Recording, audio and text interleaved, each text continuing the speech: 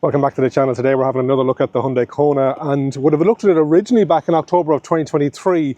In 2024 it was one of the top 5 selling electric vehicles in Ireland, and so far in 2025 it's number 5 in the sales list as well. So as much as it's been out a while, a lot of people are very interested in it, and I said I'd give it another look as to why prices have become even more affordable now, and all of the improvements that we would have gotten in over the original one have just gotten better and better. So today we're going to have a look around the outside, the inside, and take a drive in the Hyundai Kona all-electric.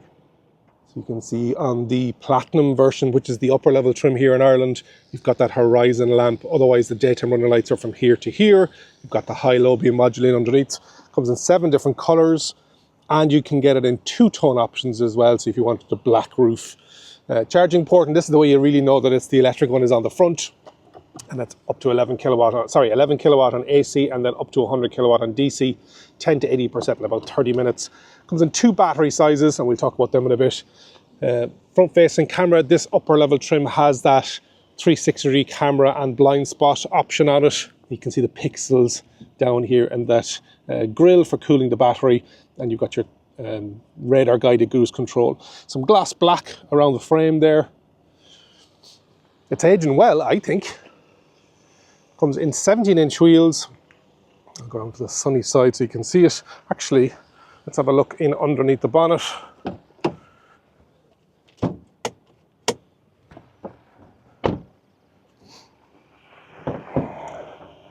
There's a latch.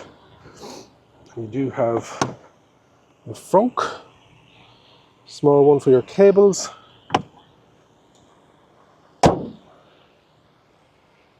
17-inch wheels, 215 60/17s, and the only option now in Ireland is 17.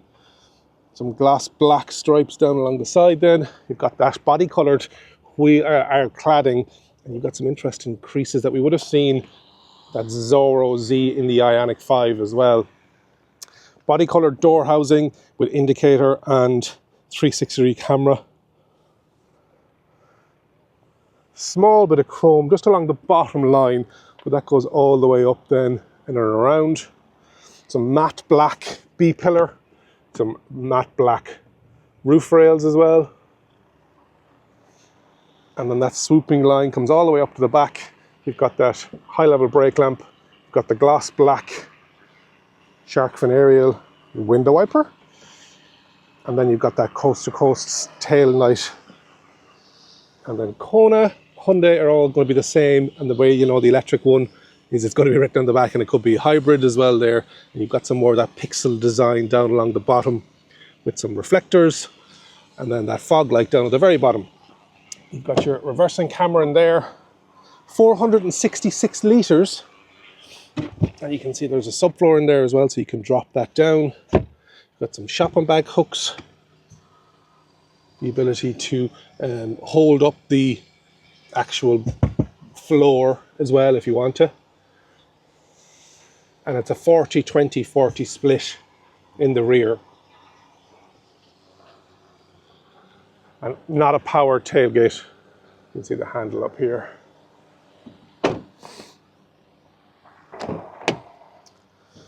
Nice bright interior.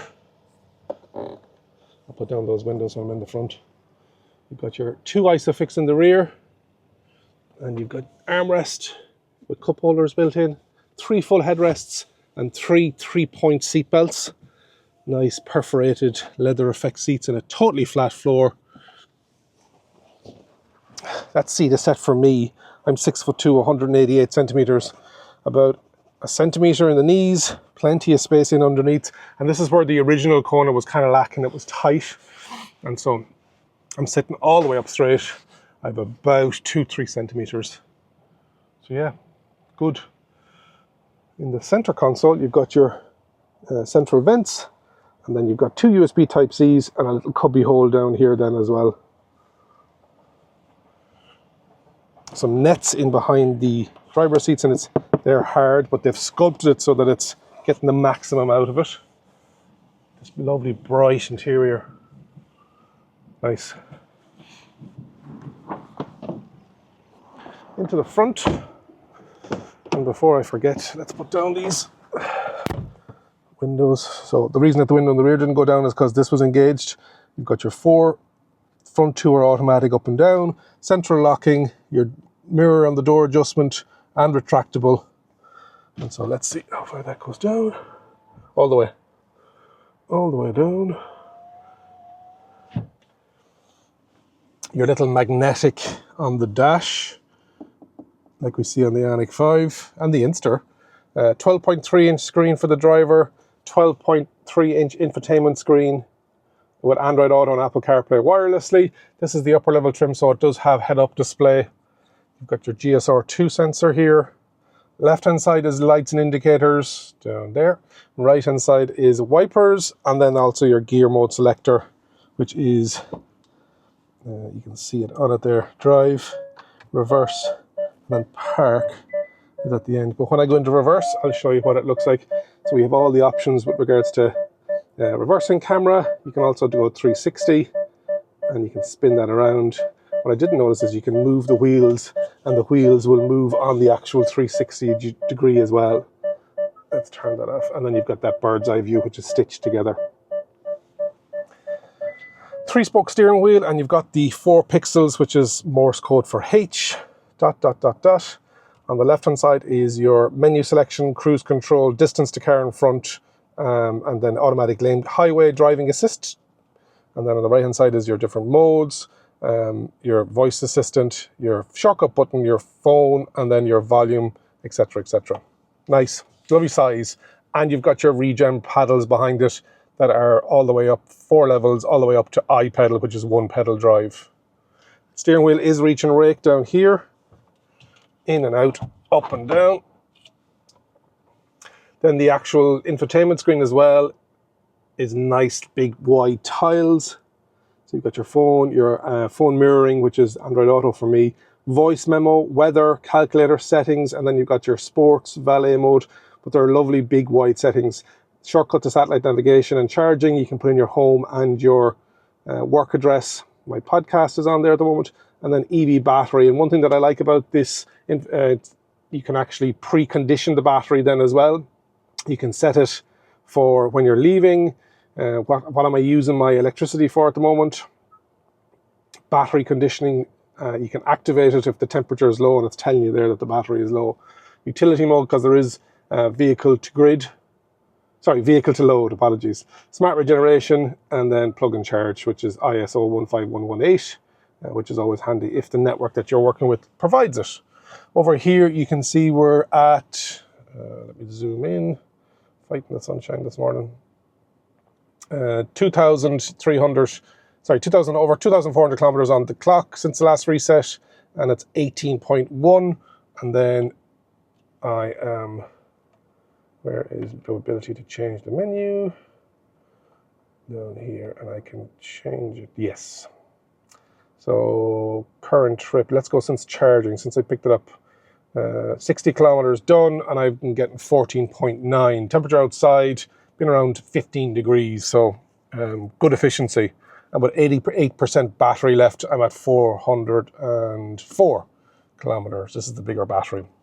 Over my right knee is your ESP off, your headlight leveling, the handbrake there, and then the fuse box and the boot releaser down here then as well. In the center console, let me zoom out again so that we can see each other. We have 2 knobs for volume, and for tuning, we've got the home, map, search, media, hazard lights, seek, track, forward and back, another shortcut button, and then the setup, EV start stop, so you have to press this.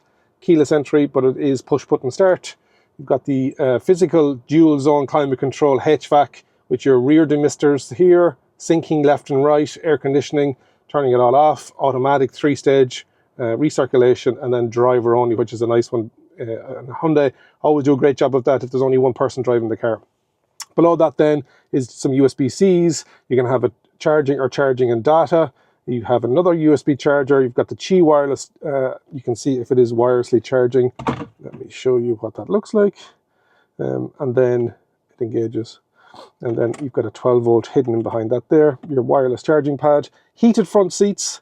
Parking camera. Parking sensors. Heated steering wheel. And then automatic hold. And then your different drive modes. So on the drive modes we have Normal, Eco, Sport and Snow. Leaving it in normal. 2 cup holders down here then as well, and you can have them or not have them if you don't need the cup holders out. That's a nice way of working it. You've got some nice design down there as well. And then a large storage area. Open up in underneath with another little storage spot up here and your armrest. Glove box, decent size. Little shelf up here then as well. That nice bright interior makes a real difference. Headroom in the front for me. 7-8 centimeters. Yeah. These, with the top trim in Ireland, we have the electronically adjusted driver's seats. What else have we forgotten or go through? So in Ireland, prices wise, I have them here somewhere. Starting off at 31,995 for the 48 kilowatt hour, which is the standard range battery and elegance trim. And then you can get that same trim in a 65.4 kilowatt hour. And that's 36,995. And then if you want the platinum one, which is this one, there's a couple of things like leather seats, head-up display, blind spot, 360 view. There isn't a lot in the difference actually. So unless you really wanted those trinkets, the 36,995 for that top trim is 38,495. Dealer and delivery related charges on top of that are around about 2,000 euros. What other stats have I got before I take it out for a drive? It's 25 millimeters wider, 150 millimeters longer, and 60 millimeters, sorry, it's 25 millimeters wider than Gen 1 Kona. It is 150 millimeters longer in total with a 60 millimeter longer wheelbase. Overall length is 4.36 meters, 2.65 meters wide, and then, sorry, wheelbase 1.83 meters wide and 1.58 meters high. It's a 160 kilowatt electric motor with the battery preconditioner we've already talked about. 10 to 80% in 40 minutes, apologies. That's everything on the inside and the outside of the Hyundai Kona. Let's take it out for a drive. The Nevo driving experience in partnership with Bank of Ireland is coming to the SETU Arena in Waterford on Sunday, May 25th. Test drive the latest electric vehicles, speak with your local dealerships, join EV education sessions and explore everything you need to switch to electric motoring, powered by SSE Electricity. Get your free ticket now at nevo.ie, Ireland's only dedicated electric vehicle platform. What's it like driving the Hyundai Kona into D mode? And it's so smooth. For a multi-fuel platform, you can really see that it was the electric vehicle first that they decided to design and then bring in the hybrid powertrain, etc.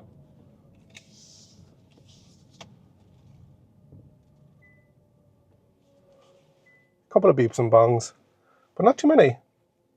With the blind spot, you also have the blind spot monitor that pops up that we would have originally seen on the Ioniq 5, I think it was. Very handy. That's something you get used to, and if you don't have it, you'd be looking for it, I think.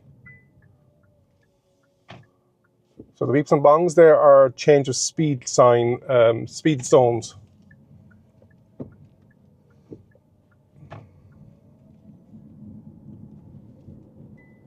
So we're down to 30.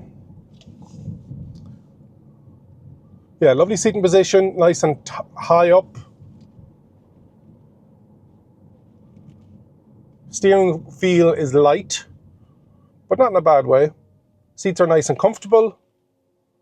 And that one pedal driving with that automatic hold as well. Yeah, it's ticking all the boxes with regards to the braking side of things. Visibility is good, even at the rear, because it's so vertical. You have a lot of window there. It's not a coupe shape or style. I like the feel of the steering wheel as well. Lots of buttons in here. So if you are a person that would prefer buttons over touchscreens, make sure you have a look at the Kona Electric. Plenty of power as well. Small bit of road noise, and the original Kona suffered from that as well. Just the wheel arches didn't seem to be insulated enough. So you will hear a small bit from the rear. Not bad. And with an electric vehicle, you hear everything, unfortunately. and suspension is on the firmer side, but as I always say, not too firm. Well, I don't always say that. Tesla Model Y is too firm, or was too firm for me.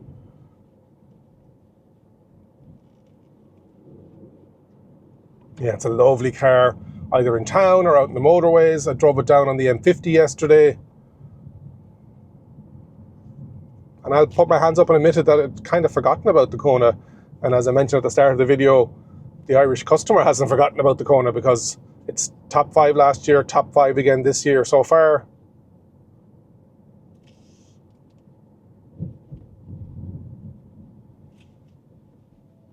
Jump into the comments and let me know if you own Gen 1 Kona or you're own one of these ones and what you like about it the most. But also jump into the comments if you were thinking about going for Kona and you didn't go for it. What did you go for and why?